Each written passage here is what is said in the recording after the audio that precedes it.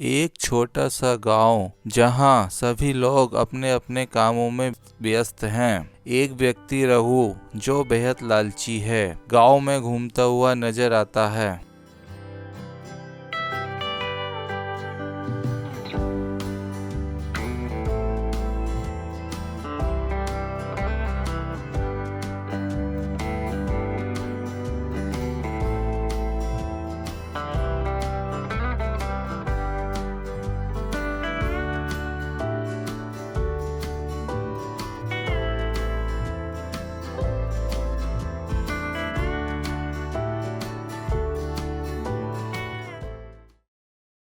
काश मेरे पास और जमीन होती तो मैं और अधिक धनी बन जाता। मेरे पास जितना है उतना काफी नहीं।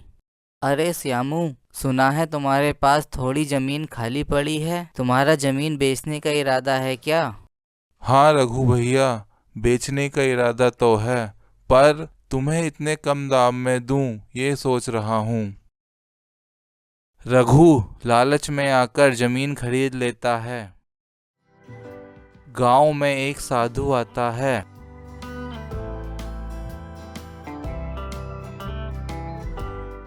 सभी लोग साधु को चारों ओर से घेर लेते हैं। तभी रघु वहां पर पहुंचता है। जो व्यक्ति लालच को छोड़ देगा, मैं उसको अमूल्य खजाने का रास्ता दिखाऊंगा। खजाना? ये तो मेरे लिए हैं, ये सिर्फ मुझे ही चाहिए। महात्मा जी, मुझे खजाने का रास्ता दिखाइए, इसके लिए मैं कुछ भी करने को तैयार हूँ। ठीक है, कल सुबह सूरज उगने से पहले तुम जंगल में आ जाना।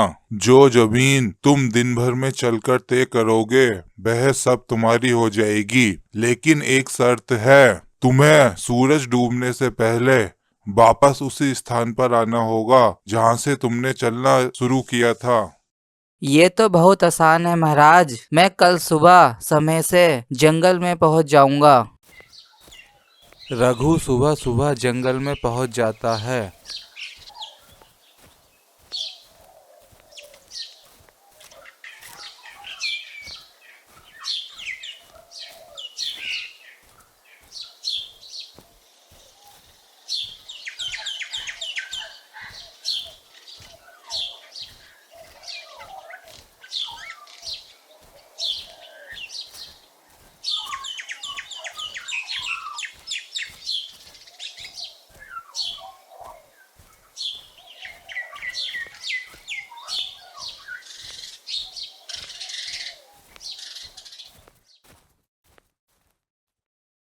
साधु उसे दिशा दिखाते हैं। तुम्हें इस दिशा की ओर प्रस्थान करना है,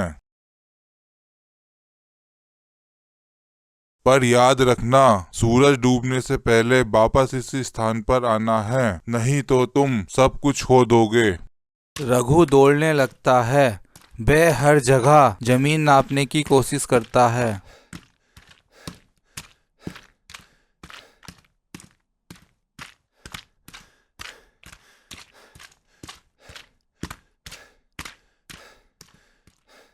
यह जमीन भी मेरी हो सकती है, और वो पहाड़ भी।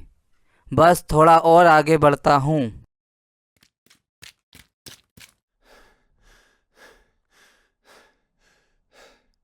रघु जंगल में बढ़ता है और अचानक एक जादुई झील के पास पहुंचता है। झील का पानी चमकता है और वहां एक जादुई मछली रहती है।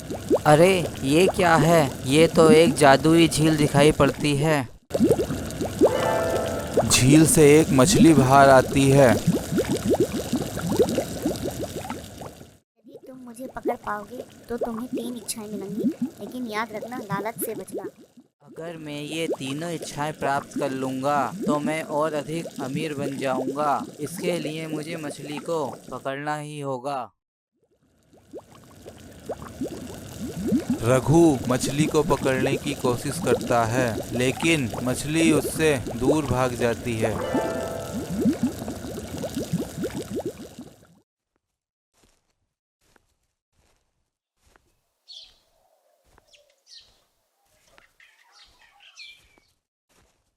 रघु जंगल में और दूर जाता है। तभी वह एक जादुई पेड़ के पास पहुंचता है।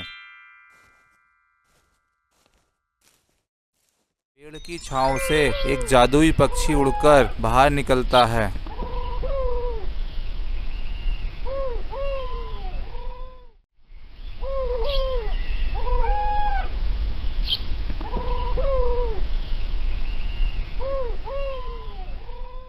अरे ये कैसा चमत्कारी पक्षी है, ऐसा पक्षी तो मैंने आज तक नहीं देखा। मैं तुम्हारी राह का मार्गदर्शक करूंगा, लेकिन याद रखना जो तुम ढूंढ रहे हो वह तुमसे ज्यादा दूर नहीं है।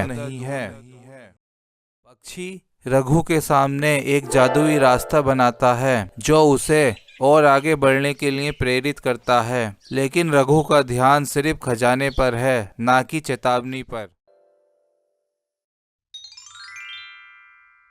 रघु थक जाने के बाद भी और आगे बढ़ता है।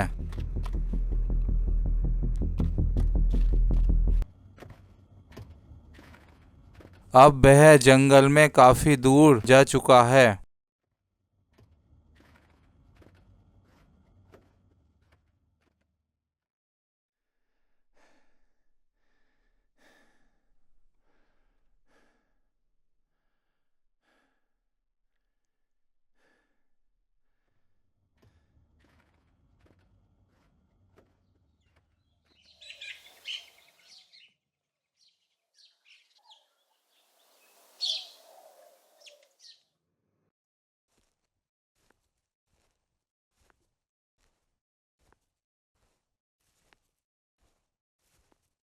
रघु जंगल में एक चमकते हुए पत्थर को पाता है।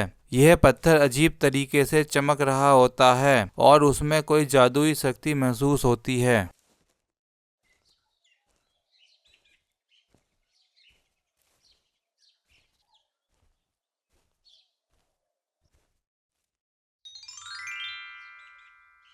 यह क्या है? ऐसा चमकता हुआ पत्थर तो मैंने अपने जीवन में कभी नहीं देखा। रघु उस पत्थर को छूता है और अचानक पत्थर से एक ध्वनि निकलती है। मैं वह पत्थर हूँ जो तुम्हारी सबसे बड़ी इच्छा की पूर्ति कर सकता है, लेकिन मेरी एक शर्त है। तुमसे जुड़ी हर एक इच्छा तुम्हें एक गहरा नुकसान देगी। नुकसान? मुझे कोई फर्क नहीं पड़ता। मुझे और जमीन चाहिए। मुझे किसी भी कीमत पर और शक्तिशाली बनना है। पत्थर चमकने लगता है और रघु को एक जादुई शक्ति देता है, जिससे वह जितना चाहे उतनी जमीन हासिल कर सकता है। तुमने मेरी शक्तियों को स्वीकार कर लिया है। अब तुम्हारी हर एक इच्छा की पूर्ति होगी, पर याद रखना तुम्हारा लालच तुम्हें अंधा बना सकता है। अब मैं जितनी चाहूँ उतनी जमीन ले सकता हूँ। अब मुझे कोई रोक नहीं सकता।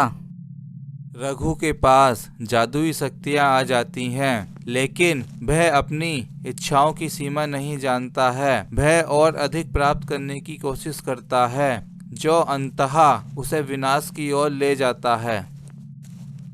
रघु थक जाने के बावजूद और आगे बढ़ता है। वह अब अपनी शक्तियों के मद में और दूर तक जाता है। सूरज डूबने तक वह रास्ता नहीं ढूंढ पाता। मुझे और चाहिए, मुझे और चाहिए।